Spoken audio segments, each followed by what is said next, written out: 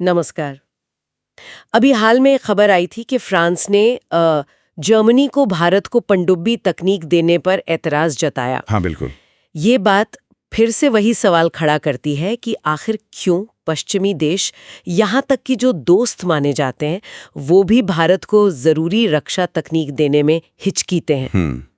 तो आज हम इसी उलझे हुए मुद्दे को थोड़ा समझने की कोशिश करेंगे। बिल्कुल। भारत की जो कोशिश है रक्षा इंजन टेक्नोलॉजी में आत्मनिर्भर बनने की, उस पर बात करेंगे। बिल्कुल, ये बहुत जरूरी विषय है। हमारे पास कुछ आर्टिकल्स और एनालिसिस है जो इस पूरी स्थिति पर थोड़ी रोशनी डालते हैं। तो इनके आधार पर हम आज ये समझने की कोशिश करेंगे कि भाई भारत के लिए इंजन तकनीक में आत्मनिर्भर होना इतना जरूरी क्यों हो गया है। हाँ। इस रास्ते में उसे क्या मुश्किलें झेलनी पड़ी हैं, मतलब इतिहास में भी और अभी भी, और आज क्या हो रहा है, क्या ठोस कदम उठाए जा रहे हैं।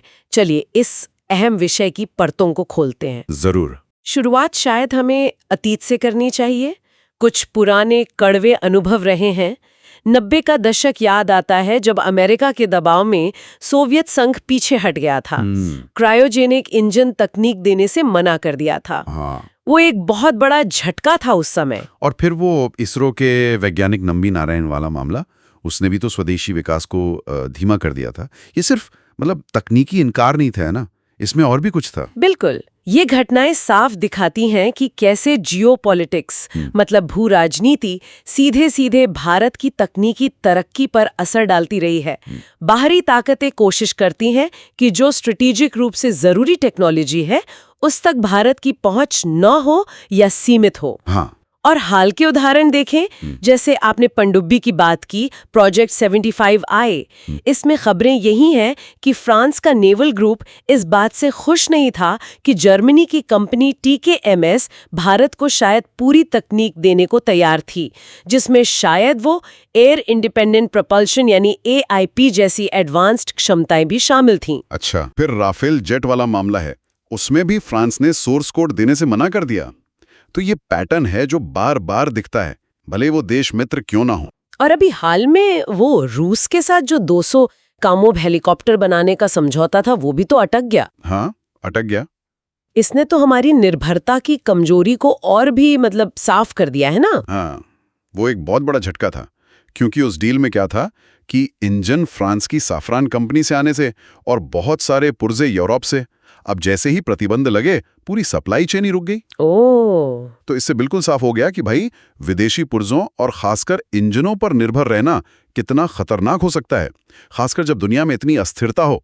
तो जाहिर है इसने DRDO और HAL जैसे हमारे संस्थानों को आत्मनिर्भरता के रास्ते पर और तेजी से बढ़ने के लिए प्रेरित किया। हाँ, ये तो जरूरी था। तो इन सब अनुभवों से सबक लेते हुए भारत अब क्या कर रहा है? ऐसा लग रहा है कि कई मोर्चों पर एक साथ काम चल रहा है। बिल्कुल, कोशिश तो यही है और प्रयास काफी व्यापक हैं। जैसे जानकारी के हिसाब से कावेरी इंजन पर नए सिरे से काम हो रहा है। हाँ, कावेरी का नाम तो बहुत सुना है। हाँ, ये टर्बोफैन इंजन है जिसे बनाना बहुत मुश्किल होता है। इसमें बहुत ज्यादा तापमान झेलने वाले मटेरियल चाहिए, बहुत सटीक इंजीनियरिंग और कॉम्प्लेक्स कंट्रोल सिस्टम। तो इसके एक वर्जन कावेरी 1.0 का शायद रूस में ड्रोन के लिए परीक्षण चल रहा है, और लड़ाकू विमानों के लिए जो कावेरी 2.0 है उस पर काम तेज किया गया है। अच्छा, और जमीन पर टैंक वगैरह के लिए इंजनों का क्या? उस मोर्चे पर भी काम जारी है। एक तो रूस से T-72 टैंकों के इंजन बनाने की तकनीक हासिल करने का समझौता हुआ है, और साथ ही एक बड़ा स्वदेशी प्रोजेक्ट भी है। टाटा नाम से 1500 हॉर्स पावर का डीजल इंजन बनाने की कोशिश हो रही है। ये भविष्य के टैंकों के लिए होगा, और नौसेना भी पीछे नहीं है।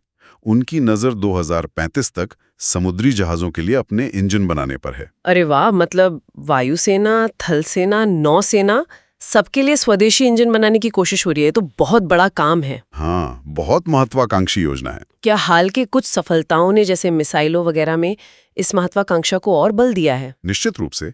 देखिए, जब ऑपरेशन सिंदूर जैसे अभ्यास होते हैं, जहां स्वदेशी आकाश मिसाइल या ब्रह्मोस जैसी प्रणालियां अच्छा प्रदर्शन करती हैं, तो उससे आत्मविश्वास बढ़ता है। हाँ, वो तो है। स्वदेशी इंजन होने का मतलब है कि आपका कंट्रोल ज्यादा होगा, आप अपनी जरूरत के हिसाब से बदलाव कर सकते हैं, रख रखाव आसान हो सकता है, लंबे समय में लागत कम हो सकती है, और भविष्य में आप शायद निर्यात भी कर पाएं।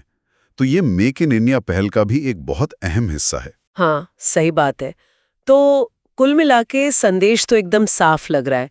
भारत ने अतीत की बाधाओं और मौजूदा चुनौतियों से सीखा है और अब पूरी तरह से इंजन टेक्नोलॉजी में आत्मनिर्भर होने के लिए कमर कस ली है। जैसा कि ये सारी जानकारी इशारा कर रही है, रास्ता लंबा हो सकता है, मुश्किल भी हो सकता है, लेकिन इरादा पक्का है कि दूसरों पर निर्भरता कम करनी है। बिल्कुल। और अंत में एक बात सोचने के लिए छोड़ सकते हैं कि ये जो स्वदेशी इंजन तकनीक विकसित हो रही है, क्या इसका असर सिर्फ रक्षा क्षेत्र तक ही रहेगा या भविष्य में इसके और भी दूरगामी प्रभाव हो सकते हैं? भारत की जो बाकी औद्योगिक और तकनीकी क्षमताएं हैं, जैसे सिविल एविएशन है या ऊर्जा क्षेत्र है, क्या वहां भी इसका फायदा मिल सकता है? इस पर सोचना बड़ा दिलचस्प होगा। हाँ, ये वाकई सोचने वाली बात है। बहुत शुक्रिया।